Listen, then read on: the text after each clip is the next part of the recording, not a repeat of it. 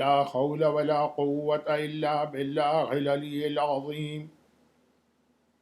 أعوذ بالله من الشيطان اللعين الرجيم. بسم الله الرحمن الرحيم. الحمد لله الملك الحق المبين وهو رب العالمين، والصلاة والسلام على الرسول النبي الأمي العبد المؤيد والمنصور المسدد والمصطفى الأمجد والمحمود الأحمد أبي القاسم محمد. اللهم صل على محمد وآل محمد وآله الطيبين الطاهرين المعصومين المظلومين المنتجبين الميامين الذين أذهب الله عنهم الرجس وطهرهم تطهيرا. اللهم صل على محمد وآل محمد سيما على الإمام المنتظر والحجة الثاني عشر عجل اللهم له الفرج، ولعنة الله على أعدائهم أجمعين من الأزل إلى الأبد.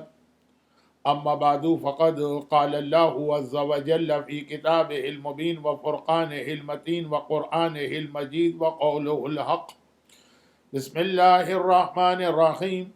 فهل ينظرون إلا الساعة أن تأتيهم بغتة فقد جاء أشراطها. 1442 ہجرہ کے ایام اضحیٰ کی آج ہماری 8th مجلس ہے. 7th of محرم کی ڈیٹ ابھی گزری ہے، شب 8 ہے، اور آج کی مجلس کے لیے سورہ محمد کی ایک آیت کو تلاوت کیا گیا ہے. سورہ محمد قرآن کریم کا سورہ نمبر 47 ہے، اور اس کی اس آیت کے حوالے سے اللہ کے رسول کا ایک بڑا طویل خطبہ بھی ہے جو رسول اللہ صلی اللہ علیہ وآلہ وسلم نے اپنے آخری حج کے موقع پر دیا تھا. یہ وہی خطبہ ہے جس میں روایت جابر ابن عبداللہ انصاری نے کی ہے، اور اس خطبے کے درمیان سلمان فارسی نے پیغمبر سے بہت سارے سوالات کیے تھے. اس خطبے کا ٹاپک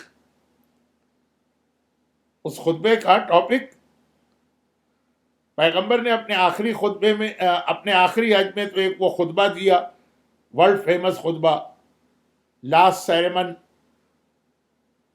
یا لاسٹ حج کا سیرمن. اسی ٹریول میں پیغمبر نے غدیر خم کا خطبہ ارشاد فرمایا، اور ان دو خطبوں کے بیچ میں اسی حج میں جو پیغمبر کی زندگی کا فرسٹ اینڈ لاسٹ حج تھا، حج واجب ہونے کے بعد رسول اللہ نے صرف ایک ہی مرتبہ حج کیا ہے، وہی ان کا فرسٹ حج ہے، وہی ان کا لاسٹ حج ہے. تو اس میں یہ خطبہ ارشاد فرمایا تھا، جس خطبے میں آخری امام کا ذکر تھا اور آخری زمانے کی نشانیاں، سائنز آف ظہور.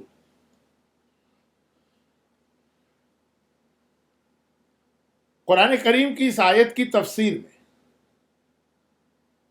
یہ خطبہ علماء لکھتے ہیں، تو یہ آیت کا ترجمہ کیا ہے؟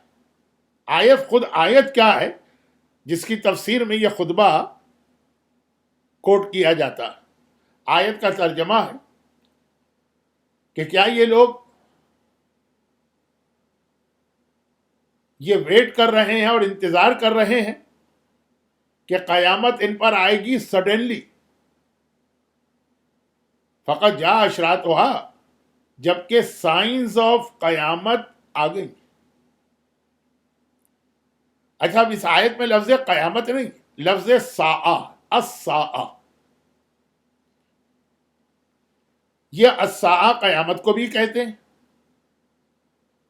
اور یہ الساعہ ظہور امام کو بھی کہتے ہیں. جیسے خود لفظ قیامت اس ڈے آف ججمنٹ کے لیے بھی ہے، اور ظہور امام کے لیے بھی ہے، قیامت صغریٰ، قیامت کبریٰ۔ اسی طرح ایک لفظ اور قرآن و حدیث میں استعمال ہوا ہے، الساعہ۔ بلکہ اگر آپ کو یاد ہو تو الہی عظم البلا کی دعا کے آخر میں بھی الساعہ الساعہ الساعہ الاجل الاجل الاجل۔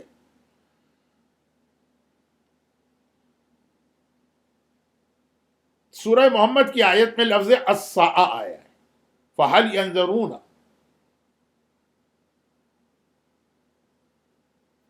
کیا یہ لوگ انتظار کر رہے ہیں کہ یہ ساعت جو ہے، یہ قیامت جو ہے، جو ظہور امام ہے، ان تاتیہم بغتۃ، اچانک ہو جائے گا؟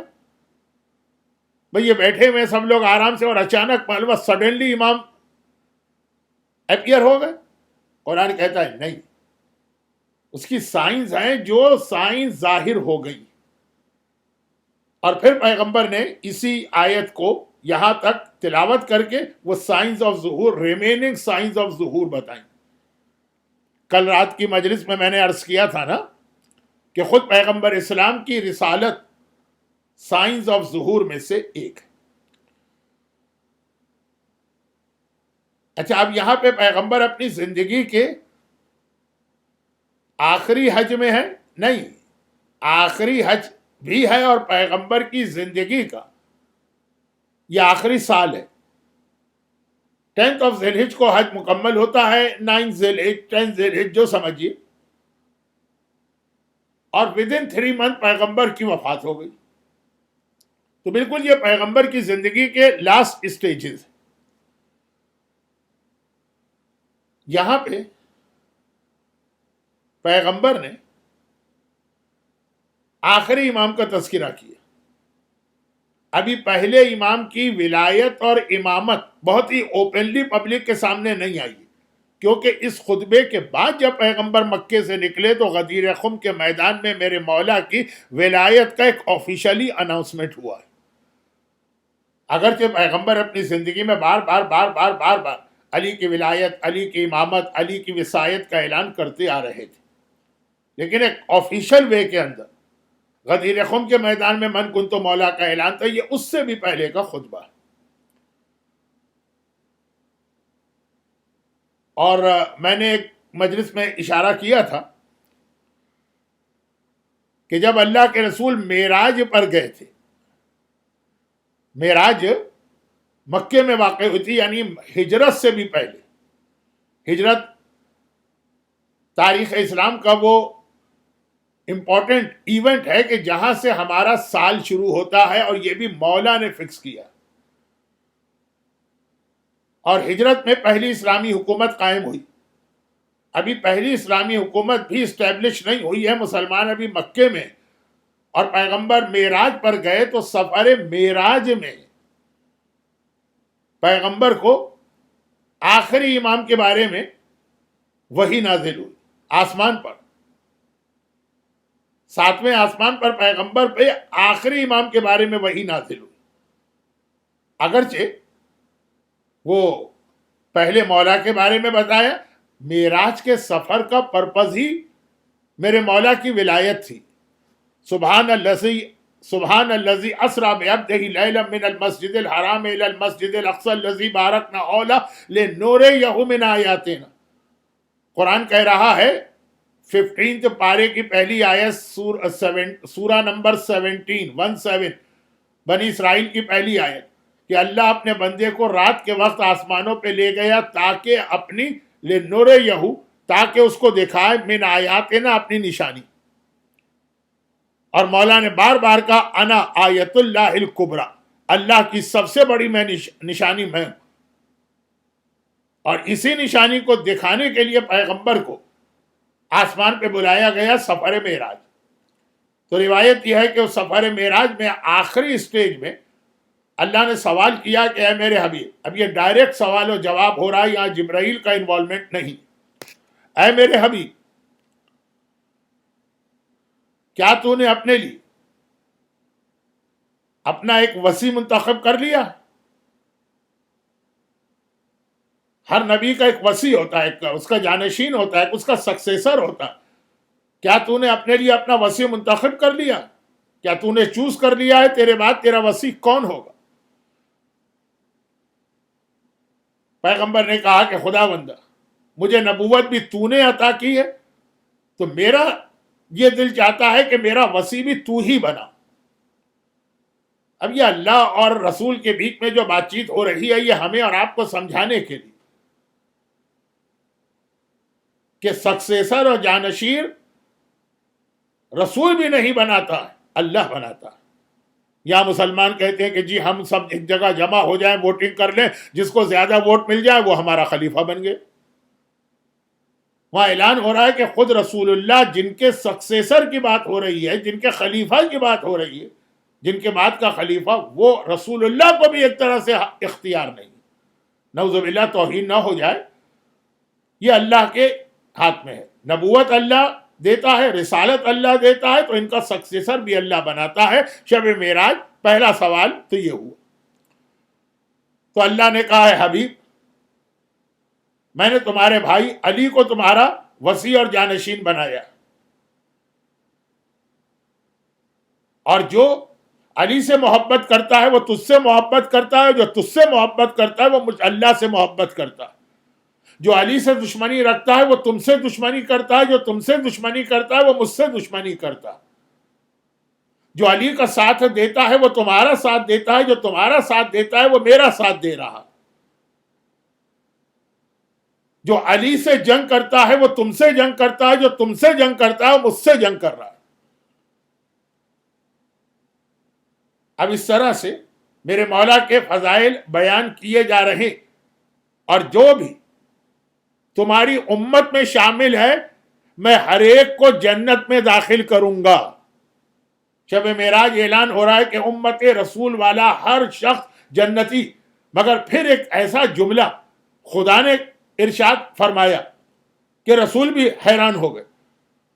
خدا نے کہا کہ تمہاری ساری امت کو جنت میں داخل کروں گا، صرف اس کو جو خود ہی جنت میں جانے سے انکار کر دے، خود ہی وہ منع کر دے کہ مجھے جنت میں نہیں جانا. پیغمبر حیران ہوئے کہ ایسا کون انسان ہے جو جنت میں جانے سے انکار کر دے گا. کہا حبیب یہ وہ شخص ہے جو علی کی ولایت کو نہیں مانتا. یہ ولایت علی کا انکار کر رہا ہے، نہیں، یہ جنت میں داخل ہونے سے انکار کر رہا ہے کہ مجھے نہیں چاہیے جنت. اور پھر آخری جملہ یہ تھا کہ اسی علی اور تمہاری بیٹی بطول سے میں 11 معصوموں کو پیدا کروں گا، جن میں سے آخری میری وہ حجت ہوگا جو تمام دنیا سے ظلم کا خاتمہ کرے گا اور عدل سے اس دنیا کو بھر دے گا. وہ حدیث جو آپ جمعے کے دن نماز کے خطبے میں بھی علماء سے سنتے ہیں، یملأ اللہ بہ الارض قسطا وعدلا کما ملئت ظلما وجورا. اللہ امام زمانہ کے ذریعے سے دنیا کو اس طرح عدل سے بھرے گا جیسے ظلم سے بھری ہوئی تھی ان کے ظاہر ہونے سے پہلے. تو معراج اسلام کی ایک طرح کی سٹارٹنگ. ابھی اسلامی حکومت کا اسٹیبلشمنٹ بھی نہیں ہوا ہے، ابھی اسلامی حکومت اسٹیبلش بھی نہیں ہوئی ہے، اور امام زمانہ کا تذکرہ شروع ہو گیا. پھر اس میں رسول نے ایک سوال کر لیا. جعفری سینٹر اٹلانٹا کے بہت سارے مومنین نے اس سال مجھ سے ریکویسٹ کی تھی کہ آپ امام زمانہ پہ بات کریں. یہ جعفری سینٹر اٹلانٹا کے مومنین کی ریکویسٹ نہیں ہے. شب معراج جب اللہ نے یہ اعلان کیا کہ تمہاری نسل میں جو 11 پیدا ہوں گے علی اور بطول کے ذریعے سے، تو آخری اس میں دنیا میں عدل کا نظام لائے گا. پیغمبر نے سوال کیا یا اللہ یہ کب ہوگا، میرا وہ بیٹا کب ظاہر ہوگا. اور پھر خدا نے اس کے بعد پہلا خطبہ اللہ نے دیا سائنز آف ظہور. کہا کہ اے میرے حبیب جب دنیا کے یہ حالات ہوں، پھر کچھ اس میں نشانیاں بتائی گئی. وہ جو میں مجلسیں پڑھ رہا ہوں، اب جو لاسٹ 3-4 مجلسیں ہیں، یہ والی حدیث ٹکڑے ٹکڑے ہو کے ان مجلسوں میں آ جائے گی. تو رسول اللہ نے یہ انٹرسٹ شو کیا کہ سائنس آف ظہور کیا ہے. اب نعوذ باللہ توہین رسالت نہ ہو، رسول کو اس کی ضرورت نہیں ہے، لیکن بتا رہے ہیں کہ یہ کتنا امپورٹنٹ مسئلہ ہے سائنس آف ظہور کا. لیکن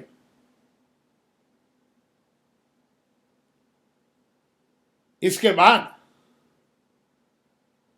جب آخری حج کے موقع پر سورہ محمد کی آیت کی تلاوت کی تو اب پیغمبر کے جتنے اہم صحابی ہیں وہ سب انٹرسٹ شو کر رہے ہیں. سلمان فارسی ٹاپ آف دا لسٹ، جابر ابن عبداللہ انصاری اہم ترین صحابی، اور یہ سلسلہ پھر چلتا رہا کہ ہر امام کے صحابی ایک سوال ضرور کرتے تھے. اور اسی میں پھر ایک حدیث کل بیان ہونا شروع ہوئی تھی، بلکہ 2 دن سے بیان ہو رہی ہے، اس کو ذرا سا آگے بڑھانا ہے. اور وہ یہ ہے کہ اللہ کا رسول سائنس آف ظہور ایک اہم ترین امپورٹنٹ سائن یہ بتا رہا کہ دین خدا جو اتنا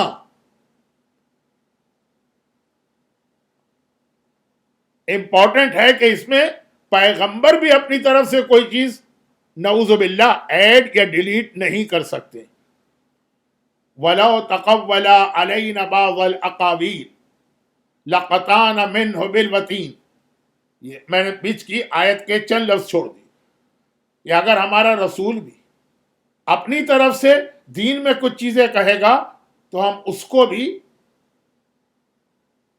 گردن سے پکڑ لیں گے. نعوذ باللہ نہیں، مجھے یہ جملے نہیں کہنا چاہیے اگرچہ قرآن کی آیت. پیغمبر کا اسٹیٹس بہت ہائی، وہ خالی دل میں کوئی خواہش ظاہر کرتے ہیں، اللہ اسی کو حکم خدا بنا دیتا. سورہ بقرہ 2 پارہ سیقول، پہلا پیج، اے حبیب ہم نے قبلہ چینج کر دیا کیونکہ تمہارے دل میں یہ خواہش پیدا ہوئی تھی کہ مجھے دوسرا قبلہ چاہیے. قبلہ قیامت تک کے مسلمانوں کے لیے ایک سینٹر، ہماری تمام نمازیں اسی کے اوپر. پیغمبر کے دل میں خیال آیا، اللہ نے اس کو حکم خدا بنا دیا. پیغمبر کا رتبہ بہت بلند، لیکن اسلام ایک اصول بتا رہا ہے کہ یہ اللہ کا بنایا ہوا دین ہے. رسول بھی خواہش ظاہر کر سکتے ہیں، تمنا کر سکتے ہیں، حکم اللہ دے، چاہے وہ رسول کے جانشین کا مسئلہ ہو اور چاہے وہ اسلام کے کسی حلال و حرام کا مسئلہ ہو. مگر آخری زمانے میں یہ ہوگا کہ جو کام رسول بھی نہیں کرتے تھے، میں پھر کہہ دوں کہ ہمارے عقیدے سے کر سکتے تھے، نہیں کرتے، وہ ہم میں سے ہر ایک اپنی جگہ انجام دے گا.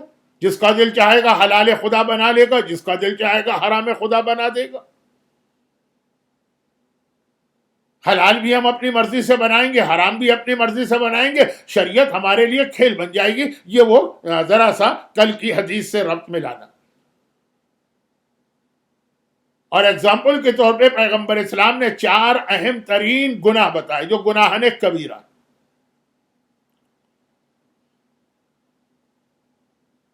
اور یہاں پر یہ بھی کلیئر کر دیا جائے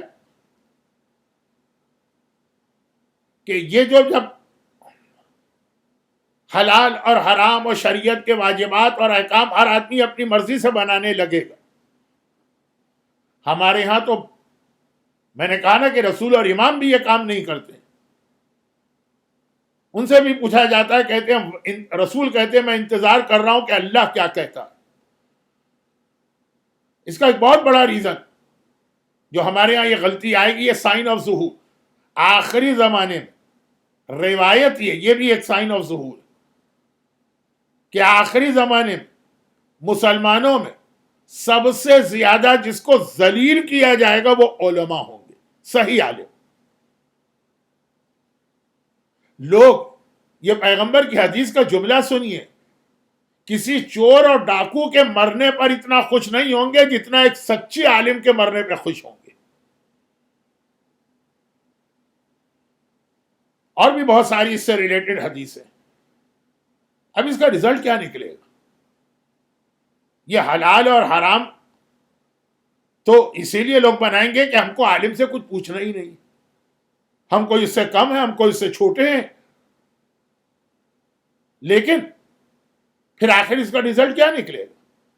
اگر آپ کو ڈاکٹر سے مشورہ نہیں لینا ہے, آپ کو اس سے علاج نہیں کرانا ہے, خود ہی آپ کو اپنا علاج کرنا ہے, تو نتیجہ کیا نکلے گا؟ موت, یا ایسی بیماری کہ جو اب کسی کے کنٹرول میں نہیں.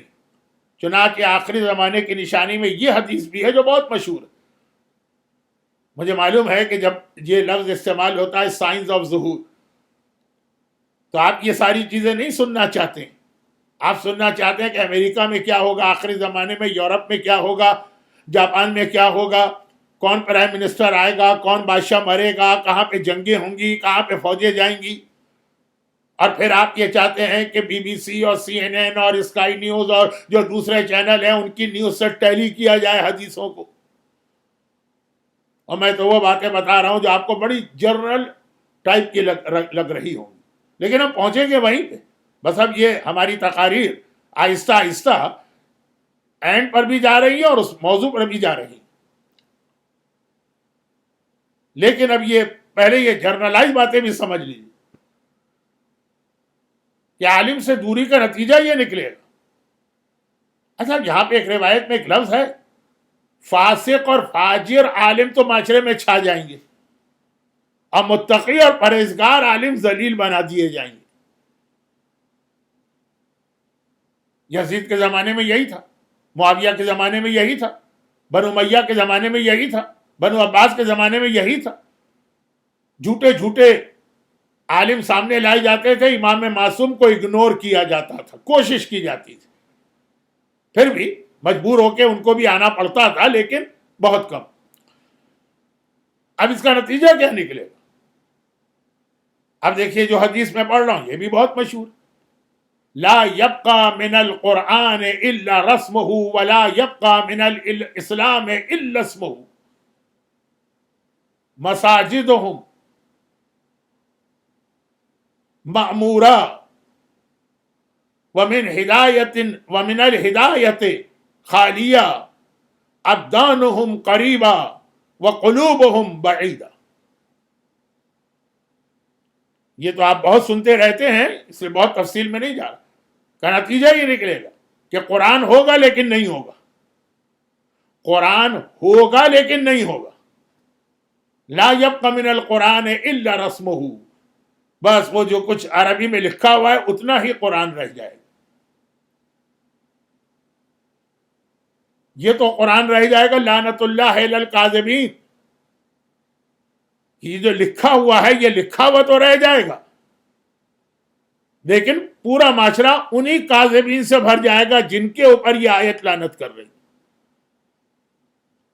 قرآن تو اس کو کہتے ہیں نا کہ جو لکھا ہوا ہے وہ آپ کو اسلامی سوسائٹی اور مومنین کی کمیونٹی میں نظر آئے. ہمارا ایک ایک امام باڑہ, ہمارا ایک ایک سینٹر, ہماری ایک ایک مسجد قرآن ہو. تو اب یہ کہا کہ قرآن ہوگا, قرآن ختم نہیں ہوگا, لیکن خالی لکھا ہوا قرآن. ولا يبقى من الاسلام الا اسمه, اور اسلام کا بس خالی نام رہ جائے گا, نہ اسلام نظر کہیں نہیں آئے گا.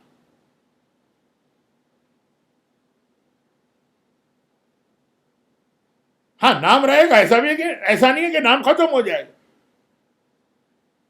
پتہ چلے گا دنیا میں 1 نہیں 2 بلین مسلمان, اور اسی کا تیسرا جملہ, اسلام کا نام رہ جائے گا اور مسلمان بھی خالی نام کے مسلمان ہوں گے. یہ پیغمبر کی وہ مشہور حدیث ہے جو کم سے کم 12 یا 13 مختلف دفعہ پیغمبر نے ارشاد فرمائی.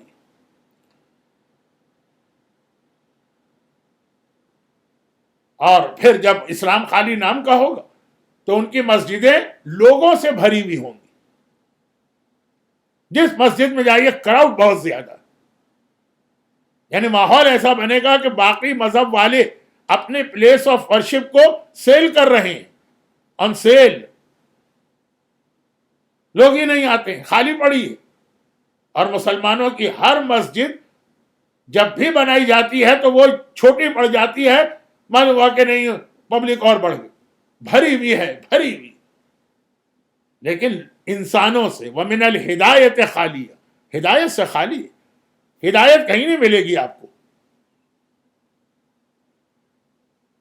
قلوبہم قریبا، مسجد میں اجسادہم قریبا، مسجد میں لوگ اتنے زیادہ ہوں گے کہ جب کھڑے ہوں گے یا بیٹھیں گے کسی گیدرنگ میں تو جسم میں ایک دوسرے کے اندر ہوں گے، ٹکرا رہے ہوں گے. لیکن وقلوبہم بعیدہ، جتنی ان کی باڈیز قریب ہوں گی اتنا ہی ان کا دل ایک دوسرے سے دور ہوگا. اور یہ سب اس لیے ہوگا کہ شریعت کو ایک کھیل بنا لیا. اور شریعت کو کھیل اس لیے بنایا کہ جو شریعت کے پروٹیکٹر اور شریعت کے ہم تک پہنچانے والے پرووائڈر ہیں ان کو ہم نے چھوڑ دیا. جب رسول اللہ پر بہت بڑا یہ اعتراض ہو سکتا تھا اگر غدیر خم کا واقعہ نہ ہوتا کہ یا رسول اللہ ایک عام عقل رکھنے والا انسان جب کوئی چیز بناتا ہے تو پھر وہ اس کی حفاظت کا بھی انتظام کرتا. آپ اتنا بڑا دین اسلام لے کر آئے اور بغیر کسی محافظ کے چھوڑ کے جا رہے ہیں. امپاسبل. باپ بھی دنیا سے جاتا ہے تو اپنے بچوں کے لیے کوئی گارجین کو مقرر کر جاتا، اور آپ بلینز مسلمان اور ان کے لیے کوئی پروٹیکٹر نہیں ہے. غدیر خم کا واقعہ ضروری تھا، لیکن وہی اعتراض پھر زمانے کے امام پر آ جائے گا جو آخری رسول پر اعتراض تھا. اور جو ہم باقی مسلمان بھائیوں سے ایک سوال کرتے ہیں کہ دیکھو کوئی دشمنی نہیں، کوئی اختلاف نہیں، ہم تم سے جھگڑا نہیں چاہتے، ہمارے سوال کا جواب دے دو کہ ایک چھوٹی سی پراپرٹی کی حفاظت کا انتظام کیا جاتا ہے اسلام ایسے ہی. لیکن وہی آبجیکشن پلٹ کے ہم پر آئے گا آخری امام کہ تم مانتے ہو کہ امام اسلام کی اور دین کی حفاظت کرنے والے ہیں نا. تو جب امام غیبت میں جا رہے تھے تو وہی تو غلطی انہوں نے بھی کی جو تم ہم سے کہہ رہے. کوئی اپنا محافظ چھوڑ کے گئے اس امت پر، اپنے ماننے والوں پر. دیکھیے امت تو امام کی اولاد ہے نا، اپنی اس اولاد کی حفاظت کے لیے کسی کو مقرر کر کے گئے. ایک ول بھی آدمی لکھتا ہے تو اس کے اندر نام لکھتا ہے کہ میری ول کے اوپر کون عمل کرے گا. کیا کہتے ہیں انگریزی میں، ایکسیکیوٹر کون ہوگا اس کا. ہمارے بچوں کے لیے میں کس کو سرپرست رکھ رہا ہوں.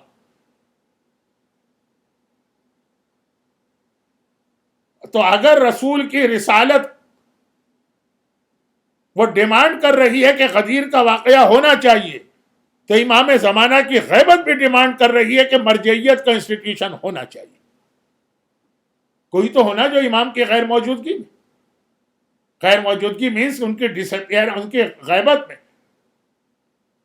امت کے مسائل کو حل کرے، امت کو سہارا دے. روایت ہے کہ قیامت کے دن کہا جائے گا آل محمد کے یتیموں کو، سپورٹ کرنے والوں کو لاؤ، اور علماء لائے جائیں گے. باپ مر جاتا ہے تو اس کی اولاد کو یتیم کہا جاتا ہے. امام غیبت میں چلے گئے ہیں تو ہم یتیمان آل محمد ہیں. مگر امام نے مقرر کیا ہے، پورا ایک انسٹیٹیوشن بنایا ہے جس کو مرجعیت کا انسٹیٹیوشن کہتے ہیں. یاد رکھیے اگر کسی کو رسول کی رسالت ختم کرنا تو رسول پر اٹیک نہیں کرے گا، وہ علی کی امامت پہ اٹیک کرے گا، کیونکہ یہ بچانے والے رسول کی رسالت. اور کسی کو اگر امامت کے اوپر اٹیک کر کے ختم کرنا ہے تو وہ مرجعیت پہ اٹیک کرے گا کہ جب تک کہ یہ مرجعیت موجود ہے، خود امام کا اپنے ہاتھ سے بنایا ہوا ایک انسٹیٹیوشن.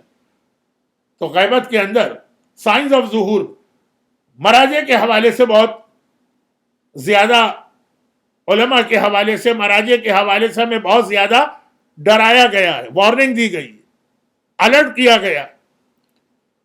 اچھا اب ایک روایت بھی ہے، یہ روایت میں یہ نہیں کہہ رہا ہوں کہ آج کے لیے، ہو سکتا ہے آج ہی کے لیے. روایت یہ ہے کہ راوی یہ کہتا ہے کہ میں اپنے پانچویں امام محمد باقر علیہ الصلاۃ والسلام کی خدمت میں حاضر ہوا اور کچھ آخری زمانے کے حالات ڈسکس ہونے لگے. ائمہ طاہرین کا تو یہ بہت ہی فیوریٹ ٹاپک تھا. تو اس میں امام نے ایک مرتبہ کہا خراسان خراسان، سجستان سجستان. راوی کہتا ہے کہ اس طرح امام نے کہا کہ امام کے اسٹائل سے اور بات کرنے کے طریقے سے ہی لگا کہ امام ہمیں خوشخبری دے رہے ہیں. کیا کہا امام نے؟ کہ خراسان کا علاقہ، سیستان کا علاقہ. راوی کہتا ہے کہ انداز یہ تھا کہ جیسے یہ سیستان کا علاقہ ہے جو امام کے شیعوں اور امام کے ماننے والوں کو بچائے گا، ان کے دین کی حفاظت کرے گا. اب اس سیستان کے علاقے سے ہی تعلق رکھنے والی ایک عظیم شخصیت، ہم میں سے بہت سو کی مرجع ہے آیت اللہ سیستان، اور خراسان کے علاقے سے تعلق رکھنے والی ایک انتہائی اہم شخصیت رہبر انقلاب آغا خامنہ.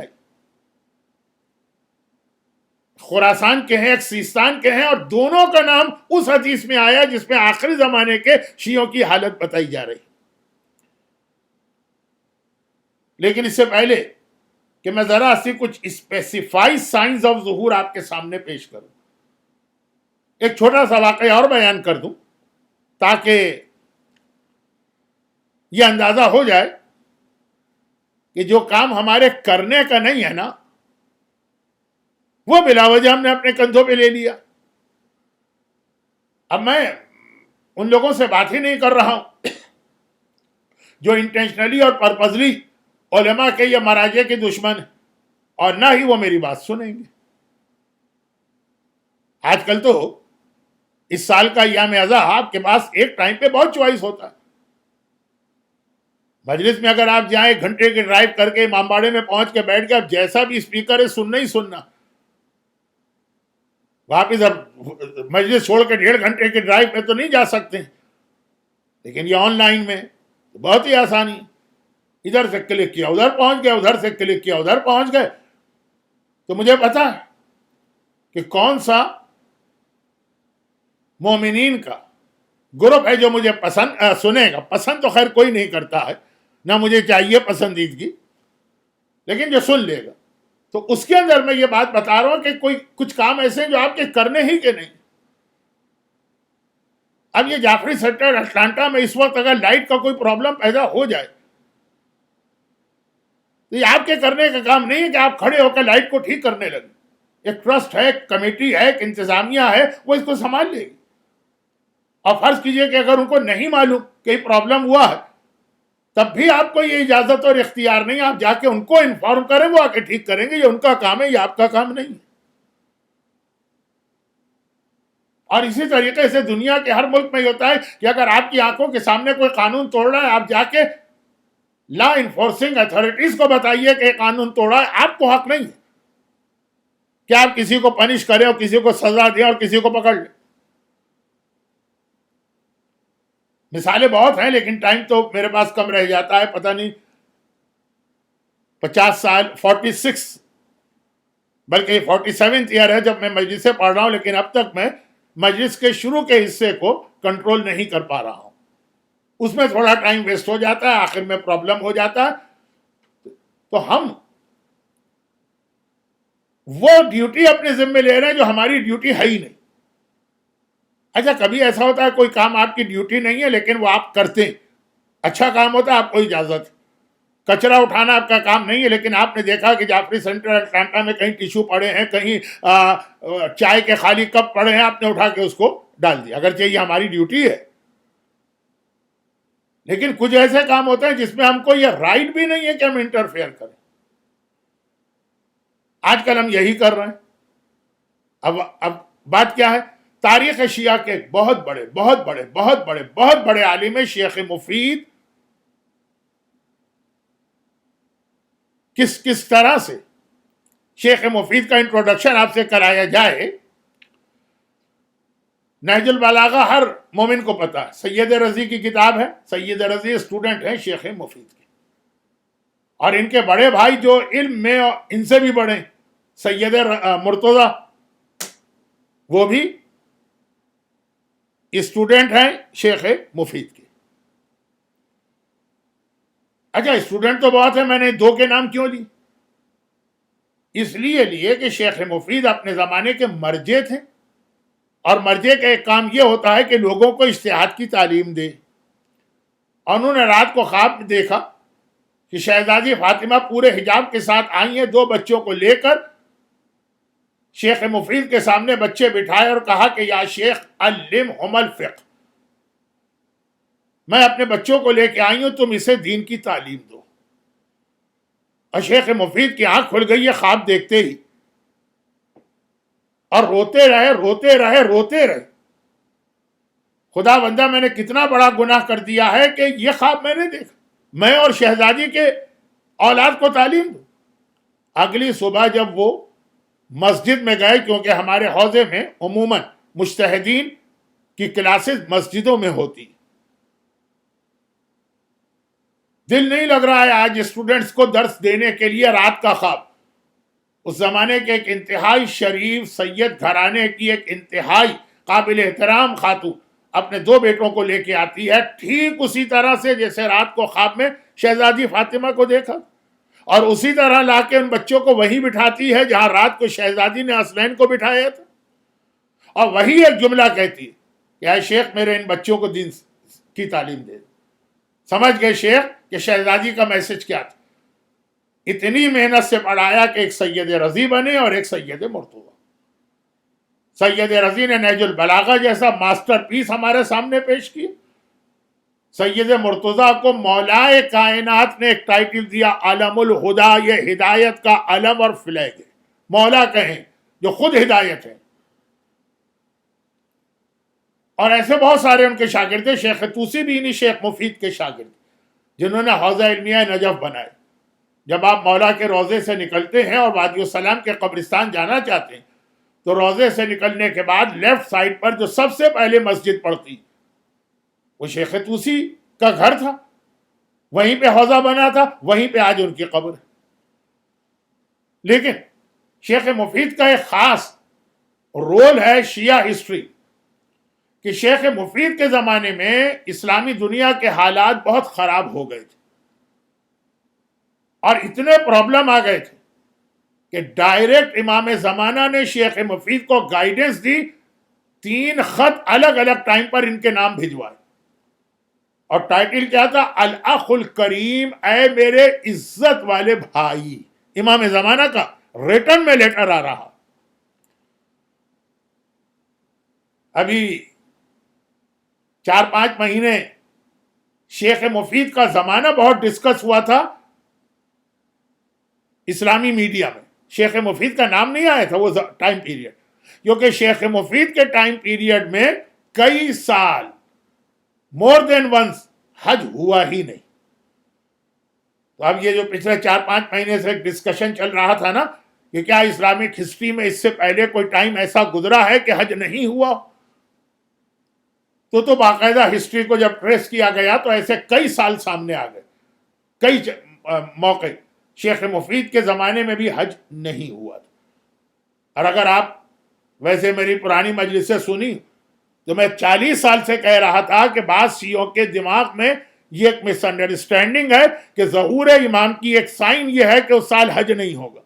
میں نے کہا غلط ہے، یہ اس سے پہلے بھی کئی سال حج نہیں ہوا. اس پہ انشاءاللہ میں کل یا پرسوں بات کروں گا، ابھی چھوڑ دیجیے.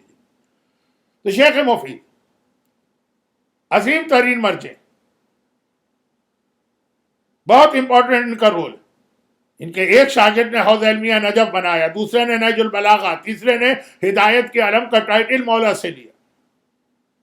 اس زمانے میں شیعت کی یہ لیڈر تھے، شیعت کو لیڈ کر رہے تھے، جو پرابلم کا ہی زمانہ تھا، پرابلم ہی پرابلم. یہ شیخ مفید بغداد کی مسجد میں بیٹھے، بغداد میں آج بھی آپ کو محلہ کرخ نظر آئے گا.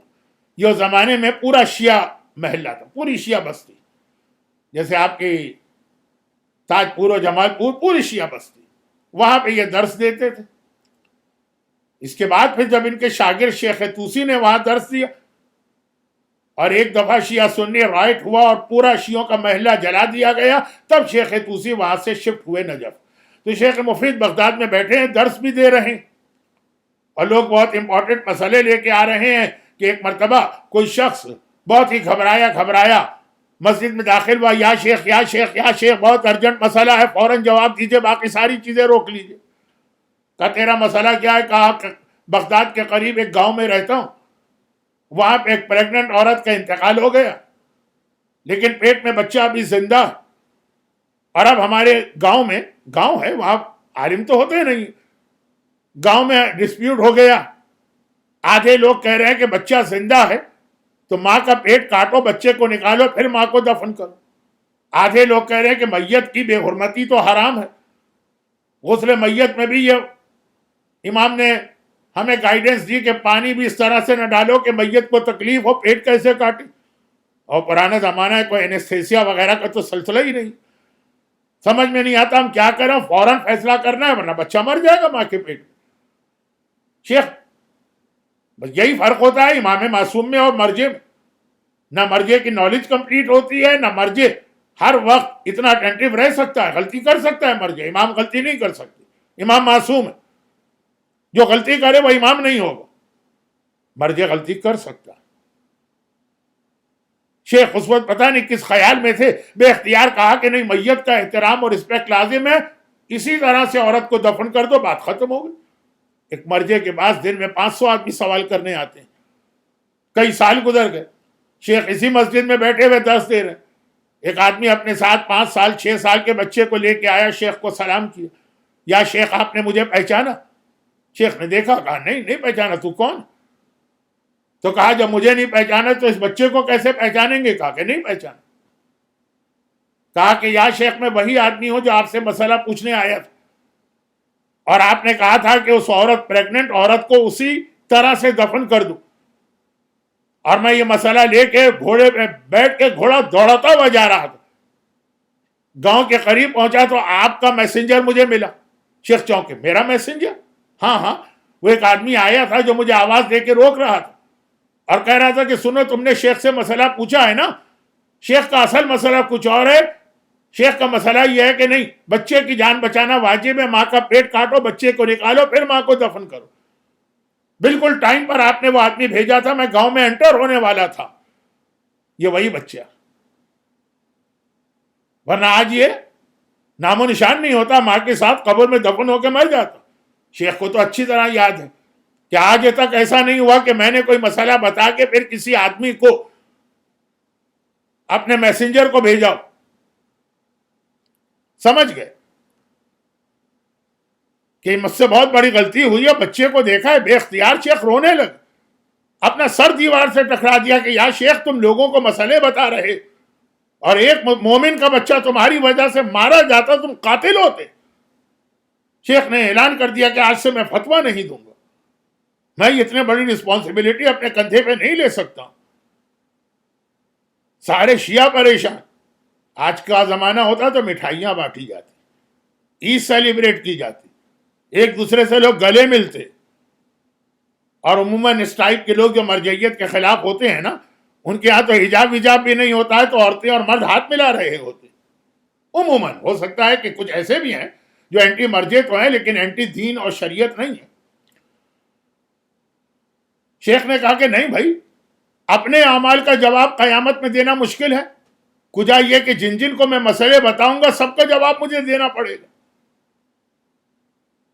یہ حدیث میں بھی ہے, جب بھی کوئی مرجع آپ کو فتویٰ بتاتا ہے, آپ کی ذمہ داری ختم ہے. قیامت میں خدا پوچھے گا یہ کام کیوں کیا, آپ کہیں ہمارے مرجع نے کہا تھا. اگر وہ مرجع صحیح ہے, اب سوال جواب, غلطی آپ نے کی ہے, گناہ آپ نے کیا, سوال جواب اس مرجع سے ہوگا. شیخ یہ ذمہ داری, اپنے اعمال کی ذمہ داری نہیں اٹھائی جاتی ہے, فتویٰ دینا بند کر دی. چند دن گزرے تھے, معلوم ہے آپ کو کہ ہر شب جمعہ عام آدمی بھی کربلا کی زیارت کو جاتا ہے، یہ علماء اور مراجع بھی. شیخ بغداد سے کربلا جا رہے ہیں شب جمعہ زیارت کے لیے. پرانے زمانے میں تو ٹریولنگ اکیلے نہیں ہوتی تھی، اور اسلام منع بھی کرتا ہے کہ ٹریولنگ اکیلے مت کرو. چلے تو راستے میں کوئی مل گیا، پتہ چلا کہ یہ اسی راستے پہ جا رہا ہے، کربلا نہیں جائے گا، کربلا کے قریب ایک گاؤں میں جائے گا، لیکن چلو وہاں تک تو ساتھ رہے گا نا. اب جب چل رہے ہیں تو راستے میں باتیں بھی شروع ہو گئی، اور شیخ حیران ہو گئے، یہ کون آدمی، اتنی اس کی نالج، اتنا اس کا علم.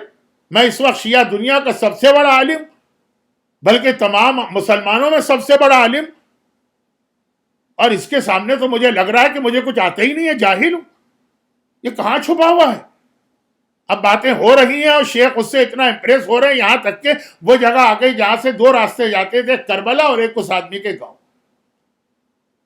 شیخ نے کہا اچھا خدا حافظ، تم اپنے راستے جاؤ، میں کربلا جا رہا ہوں.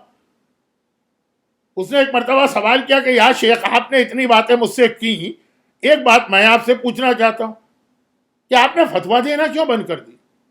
آپ نے اپنی تقلید کروانا کیوں بند کر دی؟ شیخ نے جواب دیا کہ مجھ سے اتنی بڑی غلطی ہو گئی تھی. اس آدمی نے کہا کہ یا شیخ آپ فتویٰ دینا بند نہ کریں، آپ کا کام ہے مسئلہ بتانا، غلطی ہو جائے تو میں اس غلطی کو ٹھیک کرنے والا موجود ہوں نا. یہ جملہ کوئی شیخ سے کہے، یعنی آغا سیستانی سے کوئی یہ جملہ کہے، آغا خامنہئی سے کوئی یہ جملہ کہے. شیخ نے چونک کے دیکھا یہ جملہ تو ایک ہی آدمی کہہ سکتا، امام. چونک کے دیکھا تو وہ غائب ہو چکے تھے. شیخ نے اگلے دن سے دوبارہ فتویٰ دینا شروع کر دیا. تو یہ ڈیوٹی امام کی ہے، یہ رسپانسبلٹی امام کی ہے، یہ آپ کا کام ہی نہیں ہے. عالم غلطی کرے، مجتہد غلطی کرے، مرجع کا فتویٰ فرض کیجئے غلط ہو جائے، صحیح ہو جائے، it's none of your business. بہت بدتمیزی کا انگریزی کا جملہ ہے، جب مجھ سے کوئی کہتا ہے تو میرے تو تن بدن میں آگ لگ جاتی، لیکن اس وقت کہنا پڑ رہا ہے.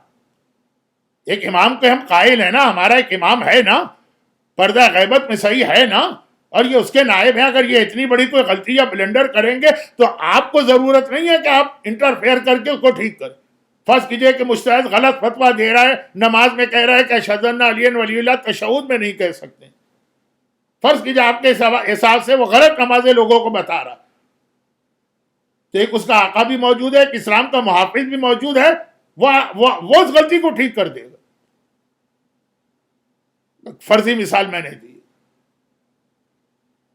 تو سائنس آف ظہور میں یہ بھی کہ اس مرجعیت کے ادارے کو بہت کمزور کیا جائے گا، ان جنرل نہیں، ان پارٹیکولر، اور اس کے علاوہ تمام علماء کی بھی صحیح عالم کی توہین کی جائے گی. اب روایت میں یہ کہ لوگوں کو بہکانے والے عالم کو بڑی عزت ملے گی، اور ہدایت بتانے والے عالم کی ہر جگہ توہین کی جائے گی. یہ سائنس آف ظہور. یہ اگر آپ کے سامنے آ رہے ہیں تو ٹھیک ہے، لیکن یہ بھی آپ کو بتا دیا جائے کہ یہ کوئی نئی بات نہیں. ٹھیک ہے آخری زمانے میں بہت پیک پر اس کو پہنچا دیں گے، لیکن ہر دور میں یہ پرابلم رہا. ہم تو پھر بھی کہتے ہیں کہ اللہ کا شکر ہے کہ ہم غیبت امام کے دور میں ہیں، تو جتنی برائی، جتنی خرابی، جتنی تہمتیں، جتنے الزامات ہیں وہ سب مراجع پہ لگ رہے ہیں. اگر خود امام کا زمانہ ایسا ہوتا کہ امام ہمارے سامنے ہوتے تو بہت سارے سو کالڈ امام سے محبت کرنے والے یہی ساری باتیں امام پہ کر رہے ہوتے. تاریخ اسلام میں اس اعتبار سے سب سے مظلوم امام کون ہے؟ امام حسن مجتبی.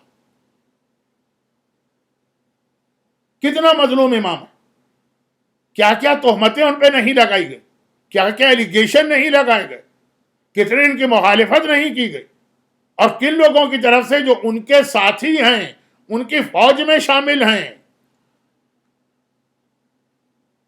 نہ تو میرے پاس ٹائم ہے کہ میں کوئی ڈرامے ورامے دیکھوں، نہ یہ میرا ڈپارٹمنٹ، لیکن میں نے سنا ہے کہ مختار نامے کی جو سیریل ایران سے بنی ہے اس میں بھی وہ تھوڑا سے ماحول اور حالات دکھائے گئے. جو مرجعیت کے خلاف آج کل کچھ ہو رہا ہے، اس کو آپ 1 ملین سے ملٹیپلائی کریں، وہ امام حسن کا زمانہ تھا. اور سب سے بڑا الزام تو یہی لگایا گیا کہ امام حسن موت سے بہت ڈرتے ہیں، سیکریفائس دینے کو تیار نہیں، زندگی بہت پیاری، اپنی جان بچانے کے لیے معاویہ جیسے انسان سے کمپرومائز کر کے کچھ پیسے لے لیے اور گھر جا کے بیٹھ گئے. اب اس وقت ٹائم نہیں ہے کہ میں اس کا جواب دوں، کیونکہ یہ مجالس کا ایک خاص ٹاپک ہے، لیکن ایک جملہ کہہ دوں. حسن مجتبیٰ پہ سب سے بڑا الزام یہ لگایا گیا کہ حسن مجتبیٰ زندگی سے محبت کرتے تھے، جان ان کو بہت پیاری تھی. حسن کے لال قاسم کو یہ ثابت کرنا کہ میرے باپ پہ جو تہمت اور الزام لگایا گیا وہ کتنا غلط، آ کے دیکھو حسن کے خون کا اثر کیا ہوتا. آ کے دیکھو کہ جو حسن کی اولاد ہے وہ تم کو بتائے گی کہ حسن مجتبیٰ کے پاس موت سے ڈرنے کا کوئی کنسپٹ نہیں ہے، زندگی پیاری نہیں. یہی ہوتا ہے نا، باپ کی پوزیشن کو بیٹے کلیئر کرتے ہیں. حسن مجتبیٰ کو جو اتنا نعوذ باللہ ڈیمیج کیریکٹر بتانے کی کوشش کی گئی، قاسم نے اپنے خون کی قربانی کے ذریعے سے اپنے بابا کے کبھی کرسٹل کلیئر کیریکٹر ہمارے سامنے پیش کیا. یہی وجہ کہ جیسی شہادت کربلا کے میدان میں حسن کے اس لال قاسم کو ملی ہے، ایسی شہادت کربلا کے کسی اور شہید کو نہیں ملی. ام فروہ کا یہ لال 13 برس کا قاسم. 13 برس کی عمر تو بچوں کے کھیلنے کودنے کی عمر ہوتی ہے، زندگی کے مزے لینے کی عمر ہوتی ہے. لیکن شب عاشور آ گئی. انشاءاللہ 2 دن کے بعد ہم شب عاشور کے مصائب پڑھ رہے ہوں گے، تو جو شب عاشور کی ساری پروسیڈنگ ہے وہ ہو گئی. حسین نے مردوں کا بھی امتحان لے لیا، حسین نے عورتوں کو بھی چیک کر لیا. اب آدھی رات کا وقت گزر چکا ہے، وہ ٹائم آ گیا کہ حسین کو اب مصلی پر بیٹھ کر بس حسین ہے اور اللہ. مصلی پہ آ کے بیٹھے ہیں، خدا آپ کو بار بار کربلا لے جائے.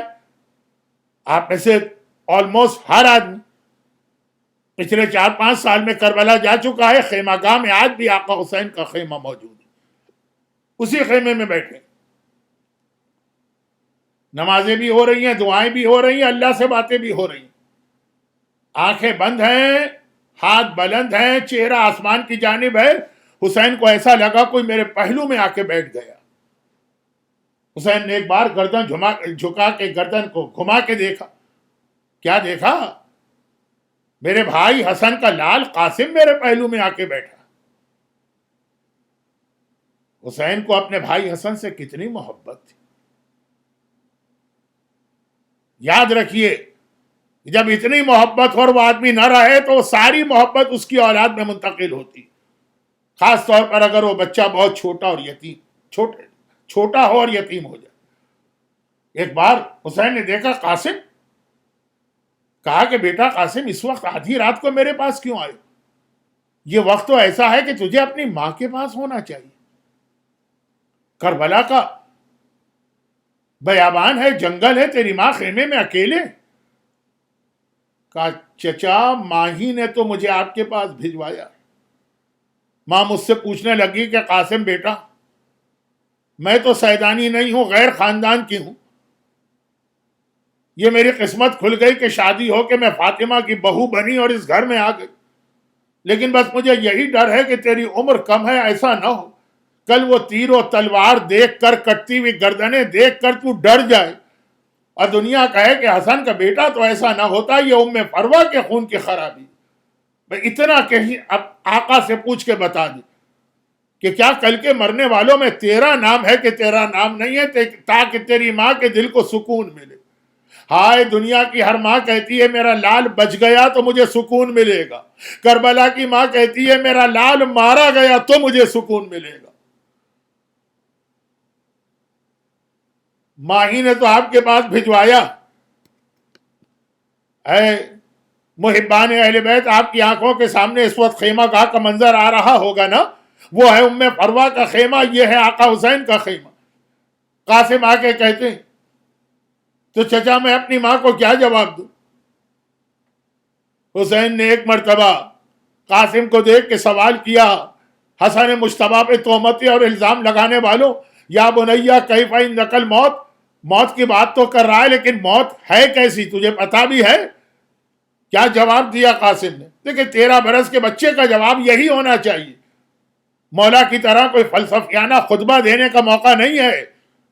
کہا کہ احلى من العسل، چچا شہد سے زیادہ میٹھی چیز ہے موت تو۔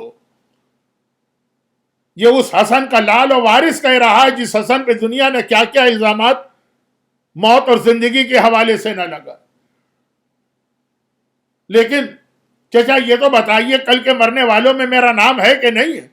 آقا نے پھر بھی جواب نہ دیا، بس قاسم کو گلے سے لگا لیا، قاسم کا بدن سونگنے لگا۔ قاسم بیٹا، تجھ میں سے مجھے اپنے بھائی حسن کی خوشبو آ رہی، ہائے کاش میرا بھائی اس وقت میرے ساتھ کربلا میں میرے سامنے ہوتا، وہ دیکھتا کہ کس طرح سے اس کا بھائی حسین گر گیا۔ لیکن قاسم کو تو ایک ہی فکر ہے، چچا میرا نام ہے کہ نہیں ہے؟ آپ نے مجھے جواب نہیں دیا، اس کا مطلب ہے کل مرنے والوں میں میرا نام نہیں ہے۔ اب جو قاسم نے کہا تو حسین کہتے ہیں قاسم تو اپنا نام پوچھ رہا؟ ارے کل کے مرنے والوں میں تو تیرے چھوٹے بھائی اصغر کا نام بھی شامل ہے۔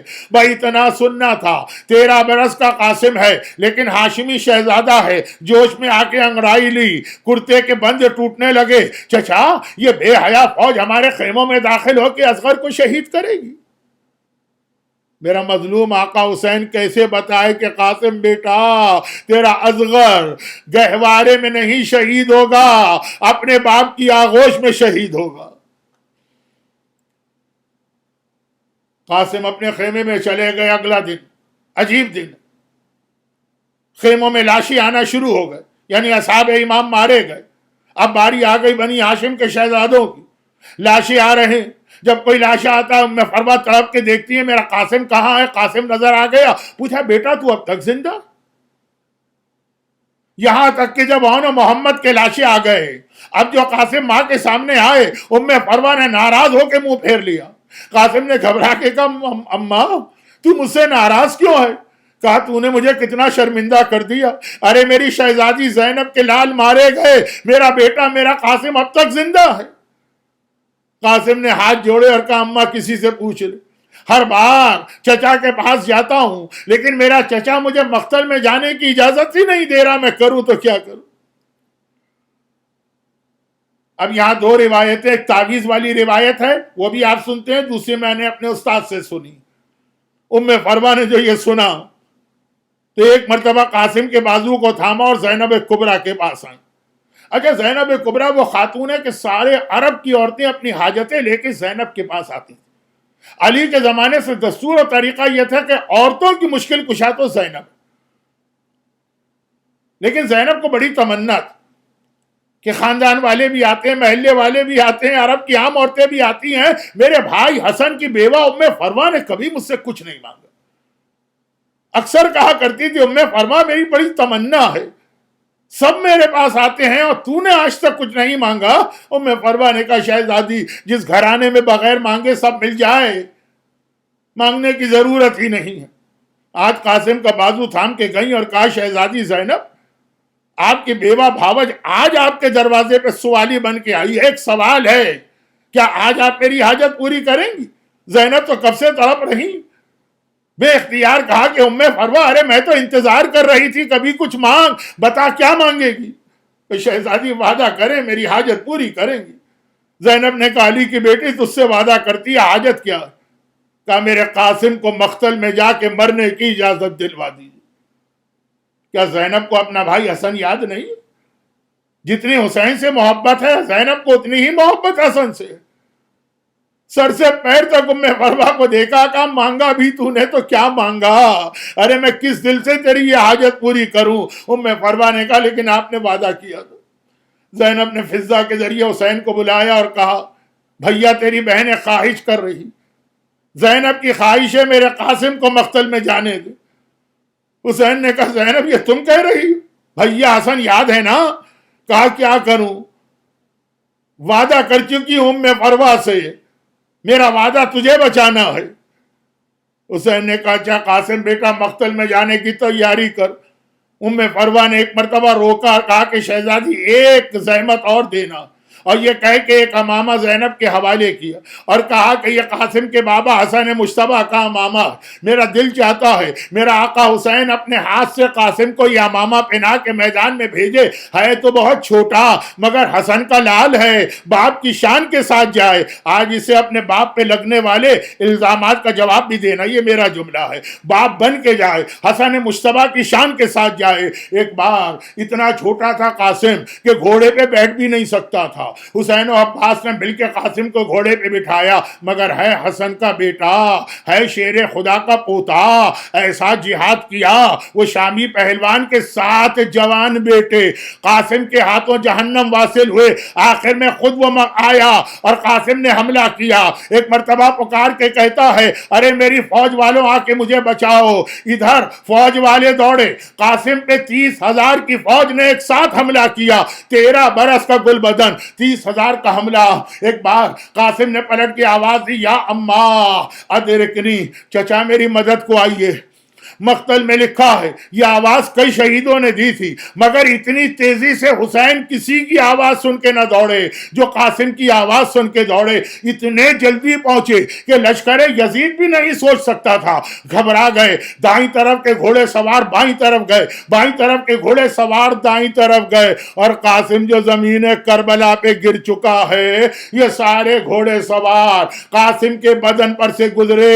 ایک کتاب میں میں نے دیکھا امام زمانہ قاسم کو سلام کر رہے، میرا سلام کربلا کے اس شہید پر جس کی دائیں پسلیاں ٹوٹ کے بائیں طرف چلی گئیں، بائیں پسلیاں ٹوٹ کے دائیں طرف آ گئیں، اور حسین قاسم کے سراہنے گئے۔ ایک مرتبہ کا بیٹا تیرے چچا کے لیے یہ کتنا مشکل وقت ہے، تو نے پکارا اور میں وقت پہ نہ آ سکا۔ قاسم نے آنکھیں کھولی اور ایک مرتبہ کہا بابا آپ آ گئے، میرا سلام لیجئے۔ علماء لکھتے ہیں کہ آخر قاسم نے حسین کو دیکھ کے بابا کیوں کہا؟ کیا موت کی وجہ سے قاسم بھول گئے کہ یہ حسین ہے؟ نہیں، ادھر قاسم گھوڑے سے گرے، خیمے سے حسین دوڑ کے آئے، اور جنت البقیع سے حسن مجتبیٰ دوڑ کے آئے ہوں گے، اے میرے لال، اے میرے قاسم گھبرا نہیں، تیرا بابا تجھے سہارا دینے آ رہا ہے۔ اور دونوں بھائی ایک وقت میں قاسم کے سر آنے پہنچے۔ حسن کا لال بدن ٹکڑے ٹکڑے، حسین نے ابا بچھائی، قاسم کا بدن اس پہ جمع کیا، ابا لے کے خیمے کی جانب چلے، لیکن وہ لاشا سلامت تو ہے نہیں نا، خیمے کے دروازے پہ رک گئے۔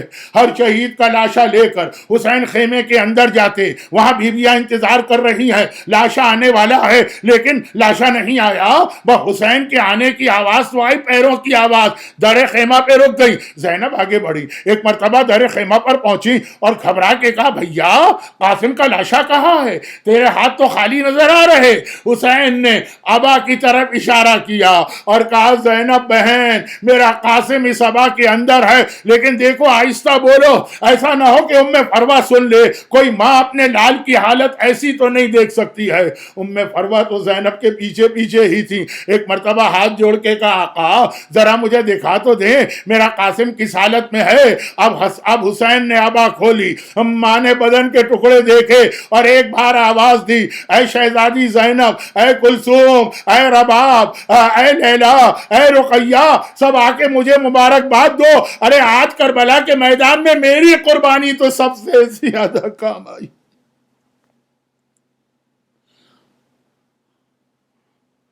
اجرکم علی اللہ۔ حسن کے اس گلبدن قاسم کا واسطہ ام فروا کی زندگی بھر کی امیدوں کے مرکز اس قاسم کے پامال لاشے کا واسطہ، فاطمہ زہرا کے پوتے کا واسطہ، قاسم کے ماننے والے خدا ان کے اور ان کے گھر والوں کو اور ان کے گھروں کو اور ان کی اولادوں کو سلامت رکھے، غم حسین کے علاوہ ہمیں ہر غم سے محفوظ فرمائے، اور ان مظالم کے انتقام کے لیے اپنی آخری حجت وارث معصومین امام زمانہ کے ظہور میں تعجیل فرما۔ ربنا تقبل منا انک انت السمیع العلیم۔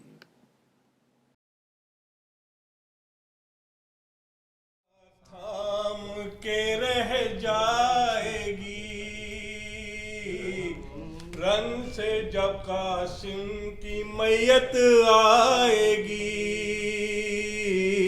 رن سے جب قاسم کی میت آئے گی، رن سے جب قاسم کی میت آئے گی، رن سے جب قاسم کی میت آئے گی، آئیں گے جو لاش کے ٹکڑے نظر، آئیں گے جو لاش کے ٹکڑے نظر، آئیں گے جو لاش کے ٹکڑے نظر، آس سے ماں دیکھتی رہ جائے گی، رن سے جب قاسم کی میت آئے گی، رن سے جب قاسم کی میت آئے گی، صحرا باندھا تھا بڑے ارمانوں سے، صحرا باندھا تھا بڑے ارمانوں سے، صحرا باندھا تھا بڑے ارمانوں سے، کیا خبر تھی ہر کلی مرجھائے گی، رن سے جب قاسم کی میت آئے گی، رن سے جب قاسم کی میت آئے گی، ٹکڑے ٹکڑے ہو گیا سارا بدن، ٹکڑے ٹکڑے ہو گیا سارا بدن، ٹکڑے ٹکڑے ہو گیا سارا بدن، کس طرح میت تیری اٹھ پائے گی، رن سے جب قاسم کی میت آئے گی، رن سے جب قاسم کی میت آئے گی، دے نہ پائے گی کفن مجبور ماں، دے نہ پائے گی کفن مجبور ماں، دے نہ پائے گی کفن مجبور ماں، بے کس و مجبور ماں مر جائے گی، رن سے جب قاسم کی میت آئے گی، رن سے جب قاسم کی میت آئے گی، ماں تمہیں ڈھونڈے گی قاسم اب کہاں، ماں تمہیں ڈھونڈے گی قاسم اب کہاں، ماں تمہیں ڈھونڈے گی قاسم اب کہاں، یاد تیری جس گھڑی تڑ پائے گی، رن سے جب قاسم کی میت آئے گی، رن سے جب قاسم کی میت آئے گی، میں پکاروں گی کسے وقت مدد، میں پکاروں گی کسے وقت مدد، میں پکاروں گی کسے وقت مدد، سر سے جب چادر اتاری جائے گی، رن سے جب قاسم کی میت آئے گی، رن سے جب قاسم کی میت آئے گی، ماں نے پالا تھا تمہیں کیا اس لیے، ماں نے پالا تھا تمہیں کیا اس لیے، ماں نے پالا تھا تمہیں کیا اس لیے، ہر تمنا دل میں ہی رہ جائے گی، رن سے جب قاسم کی میت آئے گی، رن سے جب قاسم کی میت آئے گی، کربلا جائے گا عابد بھی ضرور، کربلا جائے گا عابد بھی ضرور، کربلا جائے گا عابد بھی ضرور، ہے تمنا ایک دن بر آئے گی، رن سے جب قاسم کی میت آئے گی، رن سے جب قاسم کی میت آئے گی، بابا سے کہا اپنے بھیجانا کسی کو، لے جائے جو مجھ کو راہ ہی تکا کرتی ہے۔ بھیا تیری خواہر سب خون میں تر ہو گئے، سب خون میں تر ہو گئے۔ ماں کہتی تھی رو کر، قاسم تیری مہندی تیرا صحرا علی اکبر، قاسم تیری مہندی تیرا صحرا علی اکبر۔ 18 برس پال کے کھویا تمہیں بن میں، ٹکڑوں میں بدن بٹ گیا قاسم تیرا رن میں۔ کس منہ سے وطن جائے گی، کس منہ سے وطن جائے گی، بیٹا تیری مادر قاسم تیری مہندی تیرا صحرا علی اکبر، قاسم تیری مہندی تیرا صحرا علی اکبر۔ ہوتا ہے جوان لال تو دن پھرتے ہیں ماں کے، تم دونوں نے کھائے ہیں مگر زخم سینا کے۔ ماں پھرتی ہے اب ٹھوکرے، ماں پھرتی ہے اب ٹھوکرے، کھاتی ہوئی در در قاسم تیری مہندی تیرا صحرا علی اکبر، قاسم تیری مہندی تیرا صحرا علی اکبر۔ وہ چاند سا سینہ، وہ سینہ زہر میں ڈوبی، وہ پھول سے ہاتھوں میں سجی موت کی مہندی۔ انسان تو کیا پھوٹ کے، انسان تو کیا پھوٹ کے رونے لگے پتھر، قاسم تیری مہندی تیرا صحرا علی اکبر، قاسم تیری مہندی تیرا صحرا علی اکبر۔ پرواں کا جگر ایک تھا، ایک پرواں کا جگر ایک تھا،